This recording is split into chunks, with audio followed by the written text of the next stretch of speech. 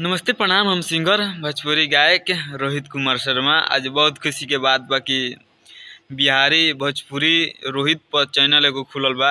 उ चैनल के ज़्यादा से ज़्यादा सब्सक्राइब करी। हाईपी ग्लोबल म्यूजिक से जितना गाना होता उतना गाना यही चैनल पर छूटता। और जितना गाना के प्यार देतनी लो वो गाना के बहुत आगे भगाई लो।